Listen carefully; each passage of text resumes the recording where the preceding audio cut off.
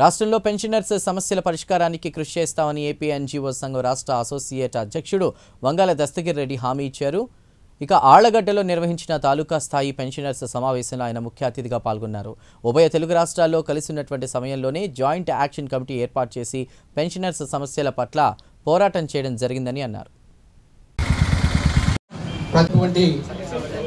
తాలూకా pensioners association general secretary గారికి అయితే వాళ్ళకు ఒక హక్కులాగా ఉండాలి, వాళ్ళు ఏ విధంగా జీవనోపాధి జరపాలనే పద్ధతిలోనే రోజు ఆయన తీర్పు ఇవ్వడము, అది ఒక హక్కులాగా సంపాదించి ఇచ్చారు. ఆ హక్కును మనం నిలబెట్టుకునే పరిస్థితికి మనం ఉన్నది.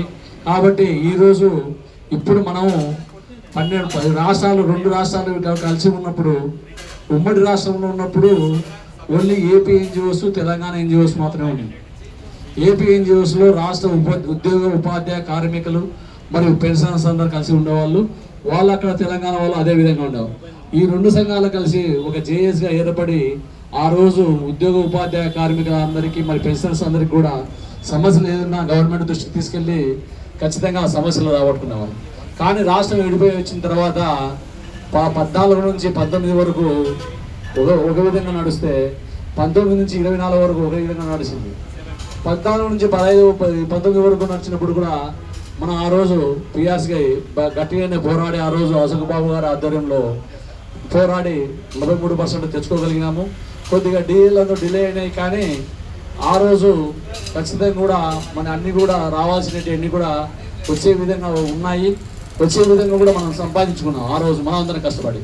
కానీ 19 తర్వాత మన ఉద్యోగస్తులలోనే రాష్ట్రంలో నాయకత్వం కోసం పోటీలు పడి ప్రతి ఒక్కరు కూడా ఒక సంఘం ఏర్పరచుకొని ఆ సంఘాలకు ఎకెక్కినట్టు తెప్పించుకొని పని చేయకపోయినా ప్రభుత్వానికి తొత్తులుగా మారుతూ ఒకరు వ్యతిరేకిస్తే ఇంకొకరు దాన్ని ప్రోత్సహిస్తూ వాళ్ళు చేసే తప్పని అట్లు అదేవిధంగా ఈ రోజు మనము ప్రభుత్వం మనను ఉద్యోగ ఉపాధ్యాయ కార్మికులందరినీ కూడా విభజించి పాలించే పరిస్థితికి వచ్చింది. కాబట్టి ఈరోజు మనం 19 నుంచి కూడా 24 వరకు ఎప్పుడు చూడండి, మనకు ఏపీ ఎన్జిఓస్ పుట్టిన 50 నుంచి 50 సంవత్సరాలు 75 సంవత్సరాల ముందు నుంచి కూడా ఏ రోజులు ఇది కూడా మనం పెన్షనర్స్ కానీ ఉద్యోగస్తులు కానీ ఉపాధ్యాయులు కానీ కార్మికులు కానీ అందరూ కూడా రివర్స్ పెన్షన్ మనం రివర్స్ పిఆర్సీని చూసాం. ఇక్కడికి ఇచ్చేసినటువంటి గురుతుల్యులు మరియు మా యొక్క ఉద్యోగస్తుల నుండి పెన్షన్లుగా మారినటువంటి ప్రతి ఒక్కరికి ధన్యవాదాలు తెలియజేసుకుంటున్నాను. మాకు రాబోయే 4 ఏళ్లలో మేము కూడా మీలో సభ్యులుగా ఉండడానికి మాకు ముందే అవకాశాన్ని ఇచ్చిన మీకు అందరికీ కూడా ప్రత్యేకంగా కృతజ్ఞతలు తెలియజేస్తూ ముగిస్తున్నాం.